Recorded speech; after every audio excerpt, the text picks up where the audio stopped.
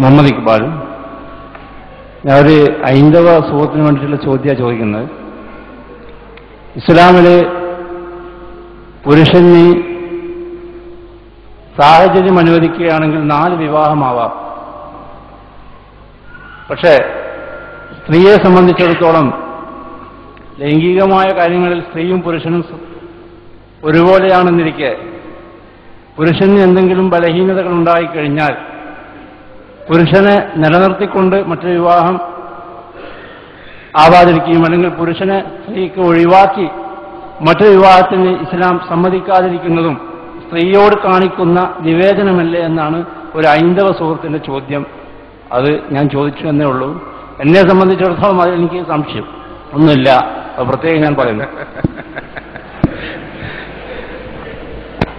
സുഹൃത്ത്, ഹൈന്ദവ സുഹൃത്തിനു വേണ്ടി ചോദിച്ച ചോദ്യം, സ്ത്രീയും പുരുഷനും ലൈംഗികമായി ഒരേപോലെയാണ് എന്നിരിക്കെ പുരുഷന് ഒന്നിലധികം വിവാഹങ്ങൾ അനുവദിച്ച ഇസ്ലാം എന്തുകൊണ്ട് സ്ത്രീക്ക് ബഹുഭർത്തൃത്വം അനുവദിച്ചില്ല എന്ന് ഇവിടെ ആദ്യം തന്നെ ആ ഇരിക്കെ ഒന്ന് വെട്ടുകയാണ്. ലൈംഗികമായി ഒരേപോലെയാണ് എന്നിരിക്കെ എന്നുള്ള ഇരിക്കലിന് ലൈംഗിക ശാസ്ത്രജ്ഞന്മാരുടെ അംഗീകാരമില്ല. സ്ത്രീയുടെയും പുരുഷന്റെയും ലൈംഗികത അനിവാര്യമാണ് എന്നത് സത്യം. പക്ഷെ രണ്ടുപേരുടെയും ലൈംഗികത ഒരേപോലെയല്ല. ലൈംഗികതകൾ തമ്മിൽ അടിസ്ഥാനപരമായ ഒരുപാട് വ്യത്യാസങ്ങൾ. ഇവിടെ ഒരു ചോദ്യം ബഹുഭാര്യത്വം എന്തുകൊണ്ട് എന്നതല്ല, എന്തുകൊണ്ട് ബഹുഭർത്തൃത്വം അനുവദിച്ചില്ല എന്നതാണ്. ബഹുഭാര്യത്വം അനിവാര്യമായിത്തീരുന്ന ഒരുപാട് സാഹചര്യങ്ങളുണ്ട്, ഒരുപാട് അനിവാര്യതയുടെ സാഹചര്യങ്ങൾ. അതിൽ ഒന്നാണ് ലൈംഗികത. ലൈംഗികത ഒരു കാരണമാണ്. ലൈംഗികത ഒരു പ്രധാനപ്പെട്ട കാരണത്തിനെയാണ് പിന്നെ ഈ ബഹുഭാര്യത്വം അനിവാര്യമായി തീരുന്നത്. അത് എന്താണ്? പല പുരുഷന്മാർക്കും അനിവാര്യമായി തന്നെ അവരുടെ ജൈവികമായ താല്പര്യമായിക്കൊണ്ട് തന്നെ ഒന്നിലധികം സ്ത്രീകളുമായി ബന്ധപ്പെടേണ്ടതായി വരുന്നു എന്നുള്ളതൊരു സത്യമാണ്. പലപ്പോഴും നമ്മൾ സൂചിപ്പിക്കാറുള്ളത് പോലെ സെക്കുലർ സൊസൈറ്റികളിൽ അവിടെ ബഹുഭാര്യത്വം വളരെ നീചമായി കരുതപ്പെടുന്ന സമൂഹങ്ങളിൽ, വളരെ മോശമായി കരുതപ്പെടുന്ന സമൂഹങ്ങളിൽ നടത്തിയ കണക്കെടുപ്പുകൾ പരിശോധിച്ചാൽ ഒന്നിലധികം സ്ത്രീകളുമായി ശാരീരികമായി ബന്ധപ്പെടാത്ത പുരുഷന്മാരുടെ എണ്ണം തുലോം വിരളമാണെന്നുള്ളത്. നമ്മുടെ കേരള സംസ്ഥാനത്തിൽ തന്നെ ഉള്ള കണക്കെടുപ്പുകൾ പരിശോധിച്ചപ്പോൾ പഠിത്ത വേശ്യകളെ സംഘടിപ്പിച്ചുകൊണ്ട് ഒരു പാർട്ടി ഉണ്ടാക്കിയല്ലോ. വളരെ ശ്രദ്ധിച്ചിട്ടുണ്ടാവും. ഇപ്പൊ നമ്മളെ നാട്ടിൽ പോയിട്ട് നിങ്ങളാരും അഭിസാരികകളെന്നോ പ്രോസ്റ്റിറ്റ്യൂട്ട്സ് ഒന്നും വിളിക്കാൻ പാടില്ല. വിളിച്ചാൽ അത് അവകാശ ലംഘനവും അപമാനകരവുമായി മുദ്രയടിക്കപ്പെടും. വിളിക്കേണ്ടത് ലൈംഗിക തൊഴിലാളികൾ, സെക്സ് വർക്കേഴ്സ് എന്ന് മാത്രം വിളിക്കാൻ പെടും. അപ്പോ ഈ ലൈംഗിക തൊഴിലാളികൾ പുറത്തുവിട്ടൊരു കാര്യം, കേരളത്തിൽ 80% വരുന്ന ഈ ലൈംഗിക തൊഴിലാളികളുടെ അടുക്കലേക്ക് ചെല്ലുന്ന പുരുഷന്മാരിൽ 80% വിവാഹിതരാണ് എന്നുള്ളത്. വിവാഹിതരാണ് എന്നുള്ളതാണ് കണക്കുകൾ വ്യക്തമാക്കിയത്.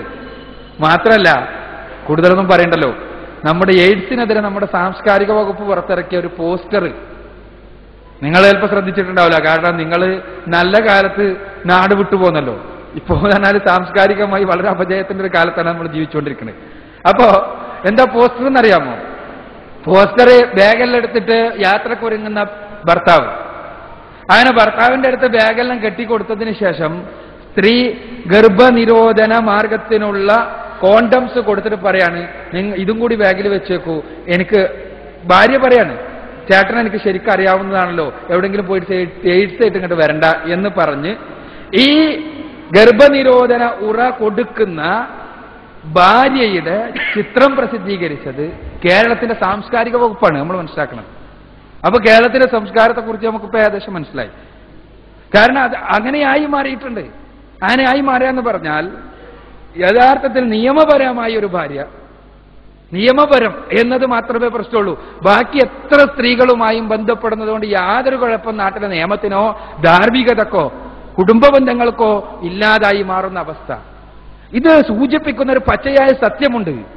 ആ സത്യത്തിന് നേരെ മുഖം തിരിച്ച് നിൽക്കുവാൻ മാനവികമായി ചിന്തിക്കുന്ന ആളുകൾക്ക് സാധ്യമല്ല.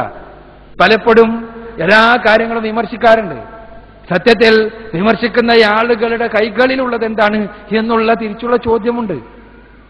എന്താ ലോകത്തെ ഇസ്ലാമല്ല ബഹുഭാര്യത്വം ഉണ്ടാക്കിയത്? ആദ്യം നമ്മൾ മനസ്സിലാക്കേണ്ട ഒരു കാര്യം ഇതാണ്. ലോകത്തെ ഏത് സമൂഹത്തിലും ഏത് സംസ്കാരത്തിലും നിലനിന്നിരുന്ന കാര്യമാണ്. ഏത് മതഗ്രന്ഥത്തിലാണ് ബഹുഭാര്യത്വം ഇല്ലാത്തത്? ഏത് മത ദാർശനിക ഗ്രന്ഥമാണ് ബഹുഭാര്യത്വത്തെ നിരോധിച്ചിട്ടുള്ളത്? ഒരൊറ്റ മതഗ്രന്ഥവും ബഹുഭാര്യത്വത്തെ നിരോധിക്കുന്നതായിട്ട് നമുക്ക് കാണാൻ കഴിയില്ല. മാത്രമല്ല ഏത് പ്രധാനപ്പെട്ട വ്യക്തികൾക്കും ബൈബിൾ പഴയ നിയമം എടുത്ത് നോക്കിയാൽ ആദർശ പിതാവായി അറിയപ്പെടുന്ന അബ്രഹാമിന് 3 ഭാര്യമാർ, സാറായി, ഹാഗർ, കെത്തൂറ. ഇസ്രായേലിന്റെ പിതാവായി അറിയപ്പെടുന്ന യാക്കോബിന് 8 ഭാര്യമാർ, യാക്കോബിന് 4 ഭാര്യമാർ. അതേപോലെ തന്നെ ഇയാൾക്ക് ദാവീദിന് 8 ഭാര്യമാർ, സോളമന് 700 ഭാര്യമാരും 300 ഉപഭാര്യമാരും. ഇങ്ങനെ ഭാര്യമാരുടെ എണ്ണം. ഭാരതീയ ദർശനത്തിൽ ഇതിഹാസങ്ങൾ പരിശോധിച്ചാൽ ശ്രീരാമന്റെ പിതാവായ ദശരഥന് 3 ഭാര്യമാരുണ്ട്. ശ്രീരാമനെ കുറിച്ച് പറയുന്നത് 16,008 ഭാര്യമാരുണ്ടായിരുന്നു. അതിന് പല വ്യാഖ്യാനങ്ങൾ പറയാറുണ്ട്. പക്ഷെ ഏതായിരുന്നാലും ഞാൻ സൂചിപ്പിക്കുന്നത് വേദകാലഘട്ടം മുതൽക്ക് തന്നെ ഭാരതത്തിൽ ബഹുഭാര്യത്വം സാർവത്രികമായിരുന്നു. അതിനെ പിന്നീട് ജാതിപരമായ അടിസ്ഥാനത്തിൽ നിയന്ത്രിക്കുകയാണ് ആര് ചെയ്തത്? പിന്നെ മനുസ്മൃതിയെല്ലാം ചെയ്തത്. യാജ്ഞവൽക്യ സ്മൃതിയിലെ 1-ാം അധ്യായത്തിൽ 57-ാമത്തെ വചനമുണ്ട്. തിസ്വ വർജാനു പൂർവേണ ദ്യോ തദൈകായതാക്രമം ബ്രാഹ്മണ ക്ഷത്രിയ വിശ്യാം ശൂദ്രോ സോ ശൂദ്ര ജന്മനഃ എന്ന്. എന്താണത്? ബ്രാഹ്മണന് 3 ഭാര്യമാർ, ക്ഷത്രിയന് 2 ഭാര്യമാർ, വൈശ്യന് 1 ഭാര്യ, ശൂദ്രന് സ്വന്തം ജാതിയിൽ നിന്ന് മാത്രം ഭാര്യ. ഇതാ പഠിപ്പിക്കുന്നത്. ഇതാണ് യാജ്ഞവൽക്യ സ്മൃതിയുടെ ഉപദേശം. അപ്പോൾ ഞാൻ സൂചിപ്പിക്കുന്നത് എന്താണെന്ന് വെച്ചാൽ ഇത് ജാതിയുടെ അടിസ്ഥാനത്തിൽ കൊണ്ടുവരിക ചെയ്തത്. വളരെ ശക്തമായി വർഗീയമായി ഇസ്ലാമിലെ ബഹുഭാര്യത്വ സമ്പ്രദായത്തെ വളരെ നീചമായി ഒരു സുഹൃത്ത് ഇങ്ങനെ വിമർശിച്ചപ്പോ അദ്ദേഹം ഈ രൂപത്തിൽ ഹൈന്ദവ വർഗീയതയുടെ വക്താവ് കൂടിയായപ്പോ ഞാൻ അദ്ദേഹത്തോട് ഈ വചനം ഉദ്ധരിച്ചിട്ട് പറഞ്ഞു, ഇത് ജാതീയതയുടെ അടിസ്ഥാനത്തിലാണ്. അഥവാ മുകളിലേക്ക് ഇങ്ങനെ പോകുന്തോറും 1, 2, 3 എന്നിങ്ങനെ. ഇസ്ലാമിക വീക്ഷണത്തിൽ ബ്രാഹ്മണനായിരുന്നാലും ക്ഷത്രിയനായിരുന്നാലും ശൂദ്രനായിരുന്നാലും പിന്നെ ചണ്ടാളനായിരുന്നാലും എല്ലാം അയാൾ മാനവികത സ്വീകരിക്കുമ്പോൾ, ഇസ്ലാം എന്ന് പറഞ്ഞാൽ മാനവികതയാണ്, മാനവികത സ്വീകരിക്കുമ്പോൾ അയാൾ പൂർണ്ണ മനുഷ്യജാതിയാകുന്നു. അയാൾ ഈ ജാതികൾക്കെല്ലാം മുകളിലെത്തുന്നു. അപ്പോൾ ബ്രാഹ്മണന്റെ മുകളിലുള്ള ജാതി എന്നുള്ള നിലക്ക് അയാൾക്ക് 4 എന്ന് പറഞ്ഞതിന് എന്താണ് തെറ്റ് എന്ന് ഞാൻ അദ്ദേഹത്തോട് ചോദിക്കുകയുണ്ടായി. അപ്പോ സംഗതി എന്താന്ന് വെച്ചാൽ ഇങ്ങനെ ജാതീയമായ അടിസ്ഥാനത്തിൽ ഭാര്യമാരുടെ എണ്ണം നിശ്ചയിക്കുക. ഇത് ഇനി ഭൗതിക ദർശനങ്ങളുടെ കാര്യം. ഭൗതിക ദാർശനികന്മാർ നിഷേധിക്കാൻ പറ്റുമോ? കാൾ മാർക്സിന് ജെന്നി എന്ന സ്വന്തം ഭാര്യയെ കൂടാതെ ഹെലന എന്ന വെപ്പാട്ടി ഉണ്ടായിരുന്നു എന്നും ആ ഹെലനയിൽ ഫെഡറിക് എന്ന പിന്നെ ഒരു കുഞ്ഞുണ്ടായിരുന്നു എന്നുമുള്ള വസ്തുതകൾ മാർക്സിന്റെ ജീവചരിത്രങ്ങൾ വായിച്ച ആളുകൾക്കറിയാവുന്നതാണ്. ഞാൻ നേരത്തെ പറഞ്ഞ ബർട്രൻഡ് റസൽ, അദ്ദേഹത്തിന് 4 ഭാര്യമാരുണ്ടായിരുന്നു. എന്നിട്ടും പുത്രഭാര്യയായ സൂസൻ അടക്കം പലരുമായും അദ്ദേഹത്തിന് ബന്ധമുണ്ടായിരുന്നു എന്നും സൂസന്റെ ഡയറി കുറിപ്പുകൾ നമ്മൾ പഠിത്താൻ മനസ്സിലാക്കിയത്. ഇതെല്ലാം പ്രകടമാക്കുന്ന ഒരു പച്ചയായ യാഥാർത്ഥ്യം. അതിനു നേരെ ഇസ്ലാം മുഖം തിരിച്ചു നിൽക്കുന്നില്ല. ഒന്നിലധികം ഭാര്യമാരെ സ്വീകരിക്കേണ്ട, ഒന്നിലധികം സ്ത്രീകളുമായി ബന്ധപ്പെടേണ്ട അനിവാര്യമായ അവസ്ഥയുണ്ടാവുകയാണെങ്കിൽ തീർച്ചയായും വിവാഹം എന്ന കരാറിലൂടെ മാത്രമേ പാടുള്ളൂ എന്ന് ഇസ്ലാം പഠിപ്പിച്ചു. അതാണ് ഇസ്ലാം പഠിപ്പിച്ചത് ആ രംഗത്ത്. വിവാഹം എന്ന കരാറിലൂടെ അല്ലാതെ ഉണ്ടാവാൻ പാടില്ല. പലപ്പോഴും സൂചിപ്പിക്കാറുള്ളത് പോലെ തന്നെ അത് ഒരു നിയമമാണ്, ഒരു അനുവാദം മാത്രമാണ്. ആ അനുവാദത്തിന്റെ അർത്ഥം എല്ലാവരും ചെയ്യണമെന്നല്ല, ചെയ്യുന്നവർ അങ്ങനെയേ ചെയ്യാവൂ എന്നാണ്. സാധാരണ നമ്മൾ ഗാർഡനിൽ പോയാൽ കാണാറുള്ള സ്പിറ്റ് ഹിയർ, ഇവിടെ തുപ്പുക എന്ന ബോർഡിന്റെ മാതിരി ഞാൻ സാധാരണ സൂചിപ്പിക്കാറുണ്ട്. ഇവിടെ തുപ്പുക എന്ന് പറഞ്ഞിട്ടൊരു ബോർഡും അതിനടുത്ത് ഒരു കുറ്റിയും കണ്ടാൽ എല്ലാവരും അവിടെ ചെന്ന് ബുദ്ധിമുട്ടി ഇടങ്ങാറായി കുരച്ച്